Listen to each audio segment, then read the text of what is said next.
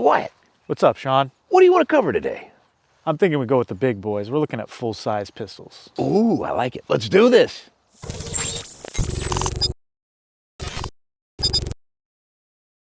Hey, before we get started, I want to remind you, please hit that like and subscribe button. We would appreciate your support. It helps YouTube know that you dig our content. In exchange, we'll provide you with this cringy gun meme.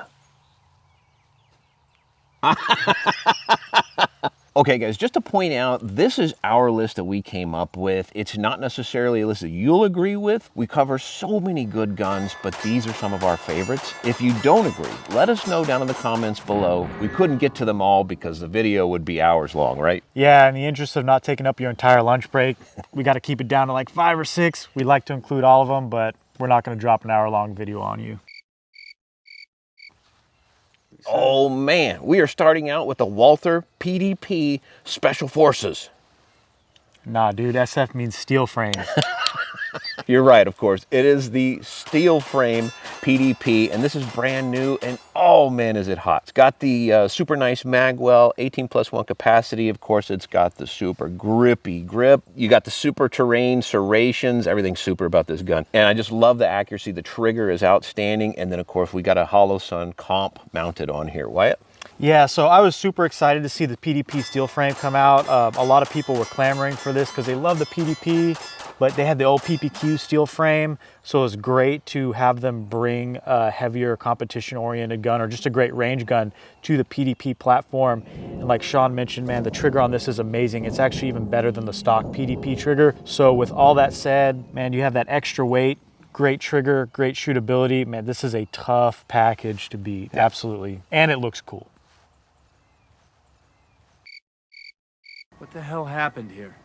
No list is complete without one of the most winning handguns in USPSA and other shooting competitions. At second spot, we have the CZ Shadow 2. I absolutely love this gun. You got that awesome CZ75 slide-in frame design. The Shadow 2, you get improved ergonomics over the standard CZ75. Really heavy frame. You got a great double action, single action trigger, especially with that crisp single action. Like I said, this gun is really great for competition. It's won a ton of medals. It always brings the bacon home. I could bring home the bacon right up in a pan. And the great thing about these is if you get the non-optics ready version, they're coming in right now even as low as $900. This used to be a $1,300 gun.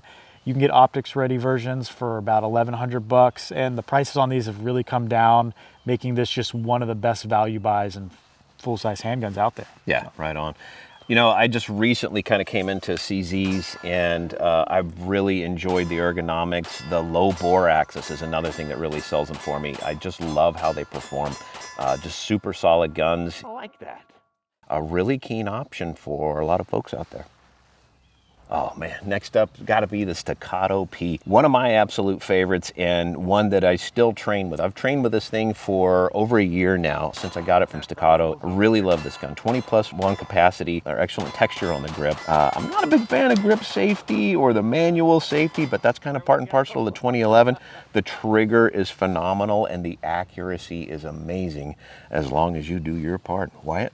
Yeah, so I'm a huge fan of the Staccato P as well. I actually have a Staccato C2, but I do think this platform is much better suited to the larger pistol. Yep. It just shoots so flat, especially when you have something on here like the Shorefire X300 and an optic. It's just so flat, so easy to shoot. Like you mentioned, it's got a great trigger. I do think their newer grip texture is a little bit better than this older one. That's just me, but they've updated that. This DLC finish is freaking impervious to everything. You can beat it to crap and it still looks almost brand new. They have the bull barrels, which have some excellent lockup on them, and I've just gotten great accuracy all the way out to 100 yards on guns like these. And if you want to shoot fast, there's a reason 2011's rule of roost when it comes to competition. Yeah, and for accuracy, Johnny and I were in recent training with a Magpul, and I hit 200 yards plate steel with this thing. Yeah, I'm talking about 100, he's talking about 200. Yeah, I'll just leave now. I'm done. Cut the show. I'm done. So.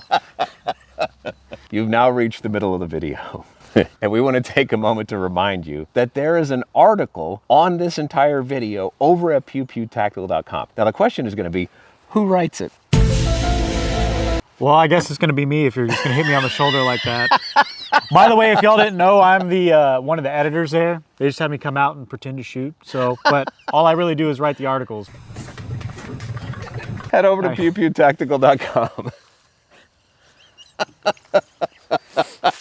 All right, next on the list, we have the Beretta 92X Performance. Besides its strikingly good looks, this is one of the most accurate handguns I own. I'm getting accuracy up there with stuff like my CZ Shadow 2. You can hit way out to 200 yards with this gun. It is a heavy beast. You're looking at 48 ounces, even heavier than my Shadow 2. Excellent double action, single action trigger, especially the single action, really short reset, great adjustable sights. You can really just dial this in to hit whatever you want. You want to shoot the wings off a fly at 50 yards. This is going to be the gun for you, especially if you're a big fan of the Beretta system. It's got the Vertec grip here. The stock mags are only 15+ run, but the great news is you can buy these flush fit 18+ ones from Metgar to kind of bring it up into the modern day territory capacity wise, and they're pretty cheap, so you don't have to worry about that too much. One little knock on the gun though, but other than that, this is an excellent pistol. I absolutely love this thing, even if it's a little bit heavy. Yeah, just kidding. Come on, you guys know I was just kidding. I want to pull this up because I nearly didn't have a law enforcement career because of one of these guns, just a 92, that was malfunctioning constantly. So I have some PTSD related to this gun when I was issued it many years ago. But this particular version has gone a long way toward rehabilitating me for that, and I'm thankful that you introduced me to it. Last but most definitely not least, we have the relatively new P226 X5 Legion. This is supposed to be the ultimate refinement of the P226 platform. We have the improved Legion ergonomics here, excellent flat face single action only trigger. This one also has the built-in compensator up front. That's one of the main differences from the X5 Legion over the regular X5. It's got that compensator, so that does put it in open class for you that are thinking about competition with this. Got other features like a massive gas pedal up here, huge extended magazine release, completely optics ready. It does remove the rear sight when you throw an optic on here, but outside of that, this gun shoots flat, and my God, is it fast. I've been looking forward to trying this one. I'm a big fan of the P226, and I also have an original Legion that we've talked about in previous videos, so I'm not going to talk anymore about this. I just want to shoot it. Absolutely. Oh. Ooh, gas pedal life, baby. Hey folks, we're gonna get to our final thoughts, but before we do, please hit that like and subscribe button on YouTube. Help keep us up there so you don't have to see more of those weird AI voiceover channels and strange guns that don't exist on the front page. BCM, REC, 16 MCM, R-Carbine AR. That. All right, everyone, here's our final thoughts on this impressive lineup of pistols. We're gonna start off with the Walther PDP Special Forces. Wyatt, what are your thoughts on that one? Steel frame, but I'm really glad that they brought the heavy metal frame over to the PDP from that PPQ steel frame. Yeah.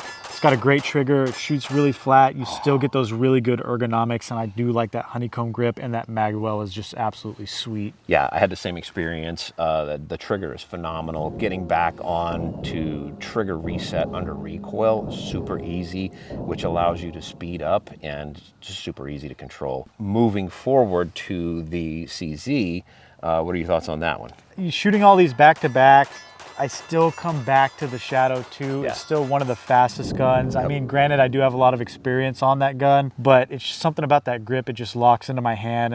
And even though it doesn't have the best trigger out of the bunch, it's still got a great trigger. Just something about that 75 design just shoots so flat and fast. I mean, I don't know, hard to beat, especially for the price now. I noticed too that the grip almost felt like shark skin in my hand. Like it really just grabbed onto the flesh of my palms and locked into place with the ergonomics, with that hump on the back, and then the low bore axis really kept it shooting flat. I didn't care for the trigger as much because I felt like it had a really long return to reset, but we were still able to run it extremely well. And it is a double action, single action trigger. Some of these are single action only, so I give it a little bit of slack there. Absolutely, that's a good point. Now, moving on to the middle here, we've got the Staccato P. How about that one? All right, so this is still probably between that and the Shadow 2. I was shooting the Staccato faster just a really short reset trigger. You have all those 1911 style ergonomics in a 2011 with the high capacity, and it's just everything about the gun feels good. I won't say it's the best out of the bunch, but I was shooting it the best out of the bunch. Yeah. So yeah. I think one of the noteworthy things that comes to mind is a song from Bruce Willis. Bruce Willis. Oh God, let me start that over. Bruce Willis. Yeah, he did actually sing a few songs. Kind of funny back when he was doing Moonlighting. Yeah, good. I feel so connected to you. Yeah, one of the things that I wanted to point out is it brings to mind a song from Bruce Springsteen, Born to Run, right? Like that's what I think about with the Staccato P. I've had a lot of experience with that, especially over the last year. Done a few trainings with it, and I try to live up to its capabilities, and I constantly find myself falling short and aspire to doing better. But again, really impressive weapon. How about the SIG? all right, so this is their newest offering in the P226 line. I like the original P226 Legion, like the one that you have. Yep. It's a great pistol. This one's got the single action only trigger. They don't come in the DASA, but the trigger is great. It's got a really short reset. It does have like a rubber recoil buffer inside there. Combined with that built-in compensator, it helps the gun shoot really flat.